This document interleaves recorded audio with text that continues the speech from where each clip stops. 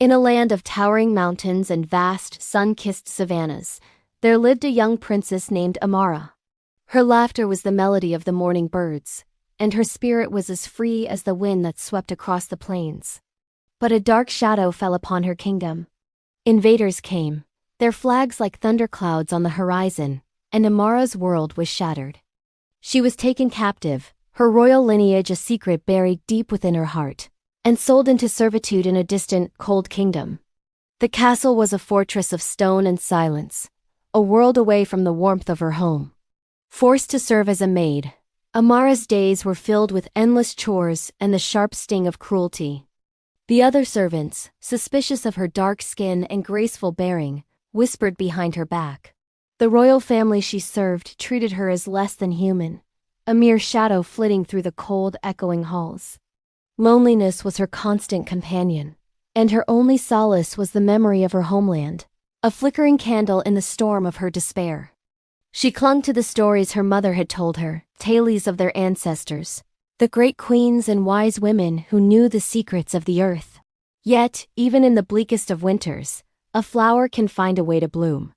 The kingdom's prince, a young man named Kale, was different from his family. Where they showed contempt, he showed curiosity.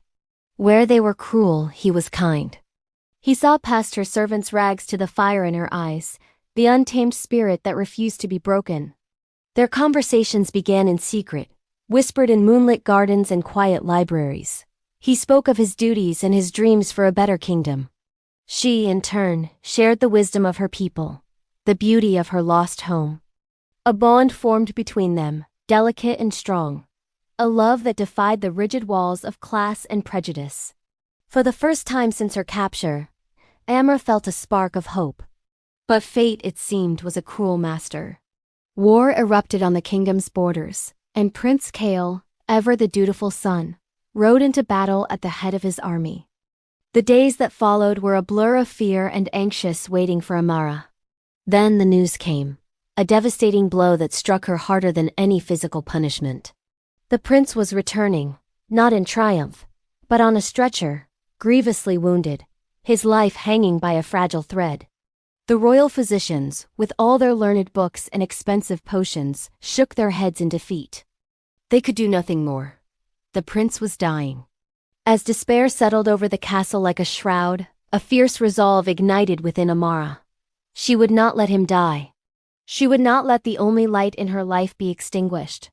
She remembered the ancient knowledge passed down through generations of her family, the forbidden arts of healing her grandmother had taught her in secret. These were not the crude methods of the castle's doctors. This was the deep magic of the earth, the understanding of roots, leaves, and whispered incantations that could coax life back from the brink of death. Under the cloak of darkness, she slipped into the prince's chambers. The air was thick with the scent of sickness and despair. Ignoring the risks, she began her work. She gathered rare herbs from the castle grounds, brewed potent concoctions over a hidden flame, and chanted the ancient words of her ancestors. For days and nights, she watched over him, her love a powerful shield against the encroaching darkness. Slowly, miraculously, a change began. The fever broke. The color returned to his cheeks. His breathing steadied. The prince was healing. But her miracle did not bring praise. Instead, it brought suspicion and fear. How could a lowly maid succeed where the most respected physicians had failed? The whispers that had once followed her now turned into loud accusations. Witchcraft. Sorcery. The royal court, steeped in superstition and eager for a scapegoat, condemned her without a trial. Her success was twisted into a crime, her knowledge deemed a dark art. Amara was dragged from the prince's bedside and thrown into a dungeon, sentenced to be burned at the stake. On the day of her execution, a crowd gathered in the main square, their faces a mixture of fear and morbid curiosity. As Amara was tied to the stake, her heart was heavy not with fear for herself, but with sorrow for the love she was leaving behind. The pyre was lit, but just as the flames began to lick at her feet, a powerful voice cut through the air. "Stop!"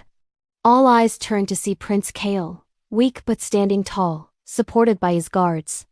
He had woken to find his savior gone and condemned. With all his strength, he exposed the court's ignorance and praised Amara's profound knowledge. He declared that her witchcraft was a gift, a healing art far beyond their understanding. He owed her his life, and the kingdom owed her an apology. From that day forward, everything changed. Amara was no longer a slave, a maid, or a prisoner. She was celebrated, honored, and revered. The prince, now king, made her his queen, and together they ruled with wisdom and compassion. Amara established schools of healing, sharing her ancestral knowledge freely. She became the most renowned healer the kingdom had ever known. Her story a timeless legend of how love can overcome hate, and how true power lies not in a crown, but in the courage to use one's gifts for good. Thank you for watching. If you enjoyed this story, please like, subscribe, and hit the notification bell for more tales from history and legend. See you next time.